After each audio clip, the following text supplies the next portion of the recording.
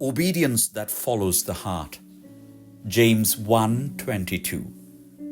But be doers of the word and not hearers only, deceiving yourselves. In the parable of the two sons, in St. Matthew chapter 21, verses 28 to 32, a father asks both sons to work in his vineyard. The first refuses but later changes his mind and goes. The second agrees immediately but never follows through. Mathai ശ്ലീഹായുടെ സുവിശേഷം 21 അധ്യായത്തിൽ നമ്മുടെ കർത്താവ് 2 പുത്രന്മാരുടെ ഉപമ നമ്മെ പഠിപ്പിക്കുന്നുണ്ട്.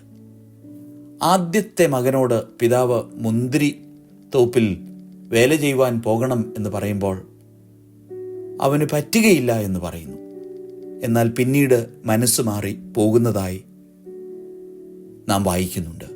രണ്ടാമത്തെ മകൻ അവനോട് ആവശ്യപ്പെട്ടപ്പോൾ ഉവ്വ പിതാവേ, ഞാൻ പോയിക്കൊള്ളാം എന്ന് ഉടനെ തന്നെ ഉത്തരം നൽകുന്നു.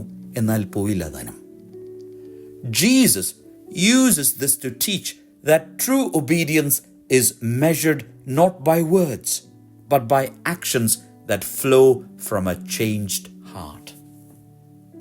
നമ്മുടെ കർത്താവ് നമ്മെ പഠിപ്പിക്കുകയാണ്, സത്യ അനുസരണം വിലയിരുത്തുന്നത് വെറും വാക്കുകൾ പറഞ്ഞതുകൊണ്ട് മാത്രമായില്ല, രൂപാന്തരപ്പെട്ട ഹൃദയത്തിൽ നിന്ന് ഒഴുകുന്ന സൽക്കർമ്മങ്ങൾ മാത്രമാണ്. The first son's initial disobedience reflects our human tendency to resist God's will. Yet, repentance and obedience brought him into alignment with his father's desire. ആദ്യത്തെ മകൻ്റെ അനുസരണക്കേട് മനുഷ്യ സ്വഭാവത്തെ സൂചിപ്പിക്കുന്നു. ദൈവഹിതത്തിന് എതിരായി നിൽക്കുന്ന മനുഷ്യ സ്വഭാവം. എന്നാൽ അനുതാപത്തിലൂടെ, അനുസരണത്തിലൂടെ പിതാവിൻ്റെ ഹിതാനുസരം പിന്നീട് പ്രവർത്തിക്കുന്നു. The second son's empty promise reminds us that verbal assent without follow-through is hollow before God. എന്നാൽ രണ്ടാമത്തെ മകൻ്റെ വെറും വാക്ക് അത് ദൈവസന്നിധിയിൽ അംഗീകരിക്കപ്പെടുകയില്ല. കാരണം അവിടെ പ്രവർത്തനമില്ല, വാക്കുകൾ മാത്രമേ ഉള്ളൂ. Spiritually, this parable calls us to examine whether our obedience is genuine. God values a repentant heart over perfect first responses. It is never too late to turn, obey, and serve Him with sincerity. ദൈവത്തിന് ആവശ്യം അനുതാപമുള്ള ഹൃദയമാണ്. താമസിച്ചിട്ടില്ല അവനിലേക്ക് തിരിയുവാൻ, അവനെ അനുസരിക്കുവാൻ, അവനെ ശുശ്രൂഷിപ്പാൻ.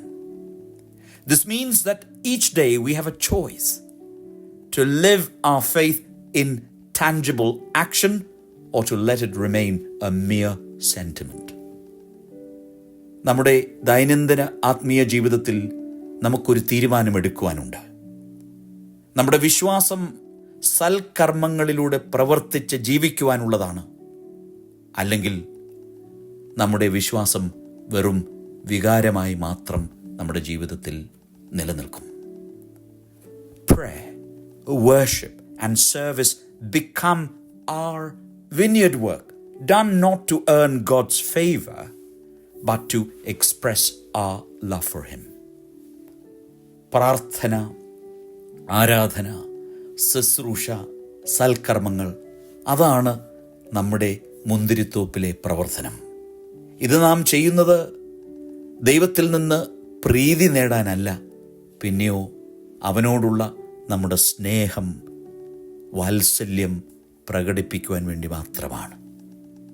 True sons and daughters are known not by what they promise, but by what they do. യഥാർത്ഥ പുത്രന്മാരും പുത്രിമാരും അവർ പറയുന്ന വാക്കുകളിലൂടെയല്ല, ചെയ്യുന്ന കർമ്മങ്ങളിലൂടെയാണ് അറിയപ്പെടുന്നത്. ദൈവത്തിൻ്റെ പരിശുദ്ധാത്മാവ് നമ്മെ ഓരോരുത്തരെയും ശക്തീകരിക്കട്ടെ. ദൈവം അനുഗ്രഹിക്കട്ടെ.